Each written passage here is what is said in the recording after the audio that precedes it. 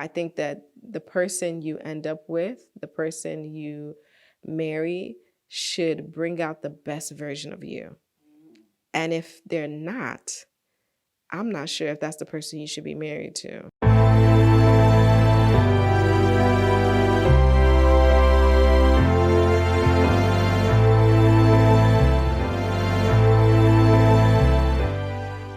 Yemisi or my ex? No, the one before. Oh, so we go to the same church, okay. And I remember her mom actually introduced her to my best friend, her and her sisters, and so he met them, and then I was right there, and I saw her, and I was just like, man, that girl's pretty, you know, what's her name? Let me get to talk to her. So we met them together, and so I think I got her number. We started talking, and one thing led to another, and I made my moves. We met through church, actually. We met through church. He was a member of a church that I used to attend, and yeah, I knew his family pretty well. All right. To be quite honest, there were several right at that point of meeting my wife Yemisi, but before then, I just got out of a 5-year relationship. Yeah, it was, that's a whole college degree and a master's, if you're gonna add that into it. So that was the last relationship, and we really thought we were gonna be together. We thought, I mean, everybody used to call, hey, Wale's fiance and all of that, but it didn't work out that way. So it was a rough break, yeah. But thank God we were able to salvage something out of it. We probably dated for almost a year, but it was something that, we thought was going to be serious, but we just had some, ups and downs. Yeah. But yeah, it wasn't anything. I don't think he is somebody I probably would have dated on a normal, under normal circumstances, because of, some of the characteristics about him were very, very different from what I was used to. The first thing was her beauty. She was pretty, she was beautiful. So that's the first thing that drew me to her.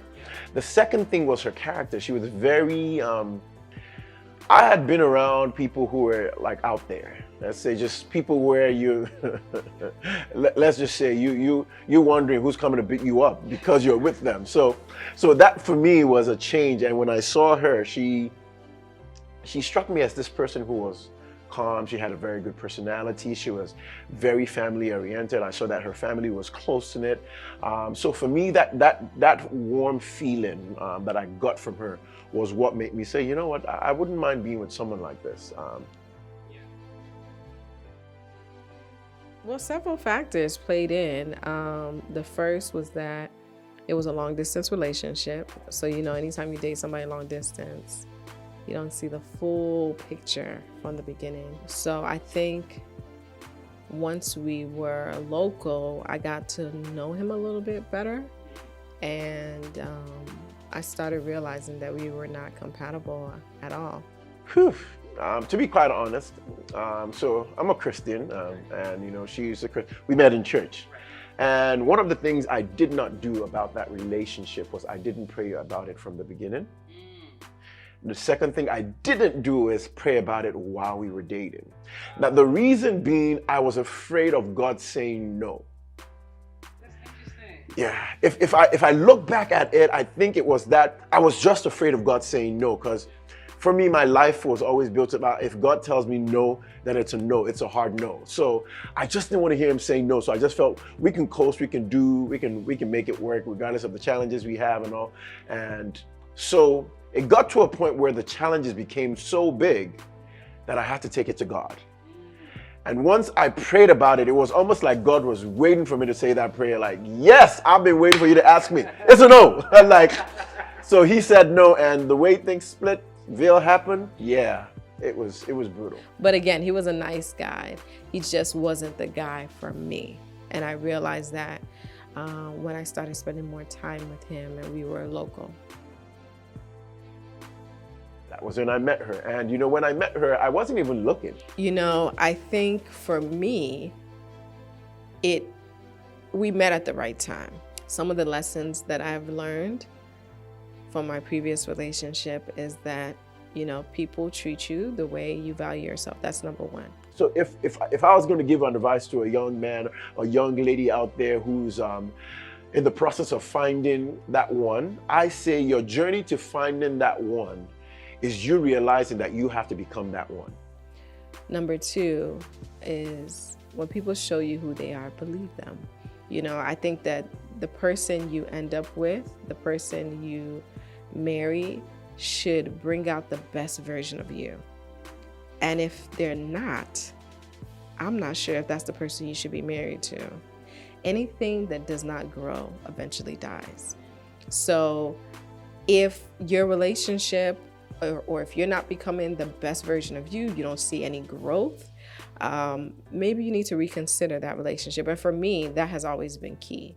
If I were to say something to my younger self, I would say, as far as relationship goes, be open, enjoy the ride. If I was to speak to my younger self about love, dating, and relationships, I would say take your time. Don't be in a rush. Don't tie your identity to somebody. Don't look for somebody to complete you because you're already a complete person. Oh, there's so many. There's so many things I love about him. I think one of the things that I love about him is he knows how to love me the way I need to be loved. Mm. So, you know, from the beginning, he quickly identified what I needed, even some things that I didn't know I needed, and he made sure he delivered. Case in point, you know, when you say that you're treated like a woman, not a girl or a lady, he does that all the time. All the time. Man, if I can put it into words, I would say is that she is a better version of who I thought I was getting married to. I mean, that's the only way I thought about it, and you know, I didn't want to say anything that was superficial, but I wanted to dig in deep, and she's a better version of the person I thought I was getting married into when I was marrying. Wife, mother, friend, confidant, prayer partner, cheerleader, hardest critic, but she's a better version. I couldn't have prayed for this. Make it your own. You have examples of relationships, the ones that were good, the ones that were bad, you know. You have all these things, so you have examples of what marriage should be like or what marriage should not be like. But above it all, you know, take the good stuff, but make it your own. Don't say because couple A do this and it works for them that we have to do that in our relationship. No, it's information you get, but find out how it applies to you guys so you make it your own. And I think that's one of the things that has worked for us. We built our relationship on a good friendship. Yeah. And of course, you know, making sure the God factor is there. Yeah. We have always said our relationship was like a triangle, you know. It's God at the top and then we're at the bottom too, but we're all connected. And, you know, we make sure that God is involved throughout our relationship.